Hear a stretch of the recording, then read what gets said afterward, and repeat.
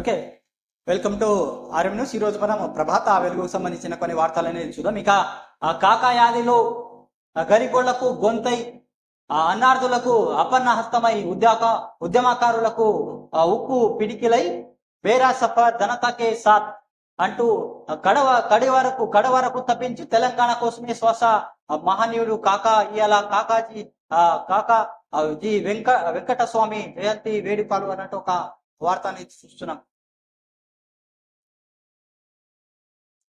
ఇక ఛత్తీస్గఢ్ లో భారీ ఎన్కౌంటర్, 36 మంది మావోయిస్టులు మృతి. అబుజ్ మడ్ దండకార్యంలో తుపాకుల మూత.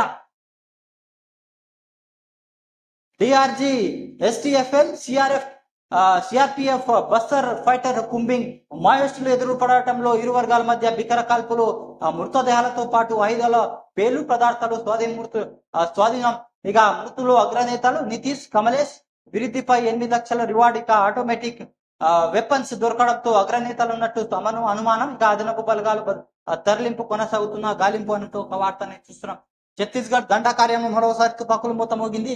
అబుజ్ మడ్ ఏరియాలో జరిగిన భారీ ఎన్కౌంటర్ లో మావోయిస్టులకు కొలుకులేని దెబ్బ తగిలేదు. ఇక నారాయణపూర్, దంతేవాడ జిల్లాలో బార్డింగ్, నెందూర్, గోయల్, తుల్తలి గ్రామాల అటవీ ప్రాంతంలో శుక్రవారం భద్రతా బలగాలు మావోయిస్టుల మధ్య జరిగిన బికర కాల్పులో 36 మంది మావోయిస్టులు మృతి చెందారు. వీరిలో మావోయిస్టులు పార్టీ అగ్రనేత నీతి కమలేష్ ఉన్నారని పోలీసులు చెప్తున్నారు. ఇద్దరిపైన ₹8 లక్షల చొప్పున రివార్డులు ఉన్నాయి. దండాకారంలో ఏడాదిలో ఇది అతిపెద్ద ఎన్కౌంటర్ పోలీసులు పేర్కొన్నారు అన్నట్టు ఒక వార్తని చూస్తున్నాం.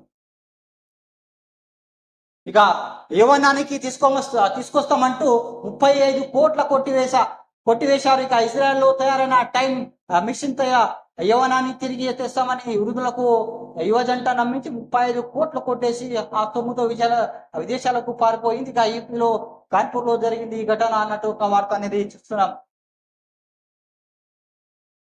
ఇక ఇజ్రాయెల్ ఎక్కువ కాలం ఉండదని Iran supreme leader Ayatollah Ali Khamenei హెచ్చరించారు. ఇక హమాస్, హజ్బుల్లా అడ్డంగా ఉంటామని ప్రకటించారు. ఇక నస్రల్లా మృతి బాధాకరమని ప్రతీకారం పుచ్చుకుంటామని వార్నింగ్ ఇచ్చారు ఖమేనీ.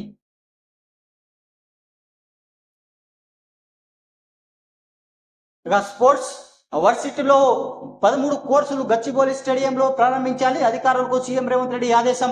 కొత్త స్పోర్ట్స్ పాలసీ ముషాయిదాపై సెక్రటరీలో సమీక్షిస్తున్న సీఎం రేవంత్ రెడ్డి, కేకే జితేందర్ రెడ్డి, శివసేనారెడ్డి అన్నట్టు ఒక వార్తని చూస్తున్నాం. స్కిల్ వర్సిటీ బోర్డు తరహా స్పోర్ట్స్ బోర్డు ఏర్పాటు చేయాలి. ఇక 2036 ఒలింపిక్స్ లో పథకాలే లక్ష్యంగా కొత్త స్పోర్ట్స్ పాలసీ. ఇక క్రీడాకారులపై వచ్చే పుస్తకాలకు స్టడీ చేసి రిపోర్ట్ ఇవ్వాలని సూచన. ఇక స్పోర్ట్స్ పాలసీ ముసాయిదాపై రివ్యూ నిర్వహించారు సీఎం రేవంత్ రెడ్డి. ఇక రాష్ట్ర ప్రభుత్వం ఏర్పాటు చేయనున్న స్పోర్ట్స్ వర్సిటీకి young India physical education and sports university తీర్చిదిద్దాలని అధికారులకు సీఎం రేవంత్ రెడ్డి ఆదేశించారు. యంగ్ ఇండియా స్కిల్ యూనివర్సిటీ తరహా స్పోర్ట్స్ యూనివర్సిటీకి పిసిసి మోడల్ నిర్వహించారు. ఇక ఇందుకోసం కూడా ప్రతి ఒక్క బోర్డు ఏర్పాటు చేయాలని చైర్మన్ నియమించారు. ఇక యూనివర్సిటీ స్వయం ప్రతిపత్తి ఉండేలా బాధ్యతలు అప్పగించాలని సూచించారు. అధికారులకు తయారు చేసిన కొత్త స్పోర్ట్స్ పాలసీ ముసాయిదాపై శుక్రవారం సెక్రటరియట్ లో సీఎం రేవంత్ రెడ్డి సమర్పించారు. ఇక స్పోర్ట్స్ యూనివర్సిటీ దాదాపు 13 కోర్సులు నిర్వహించాలని ప్రాథమికంగా నిర్ణయించారు. క్రీడాకారులకు ప్రోత్సహించేందుకు వివిధ దేశాలు, ఇతర రాష్ట్రాలు అనుసరిస్తున్న విధి విధానాలపై ప్రధానంగా చర్చించారు సీఎం రేవంత్ రెడ్డి. ఇక హైడ్రా కూల్చివేతలకు ఇప్పుడే ఆధారం లేకుండా అక్రమంగా కూలుస్తున్నారంటూ స్టే ఇవ్వడం ఏంటి? ఇక ఏ పై హైకోర్టు ఇక కౌంటర్ వేయాలని హైడ్రా ప్రభుత్వానికి నోటీసులు. ఇక తిరుమల లడ్డు వివాదం, 5గురితో సీట్లో 2 సిబిఐ, 2 ఏపీ పోలీసులు, ఫుడ్ సేఫ్టీ అధికారులు. ఇక సిబిఐ డైరెక్టర్ పర్యవేక్షణలో దర్యాప్తు. సుప్రీంకోర్టు ఆదేశం. లడ్డు వివాదం రాజకీయ డ్రామాగా మారవద్దని కోర్టు వ్యాఖ్యానించడం జరిగింది.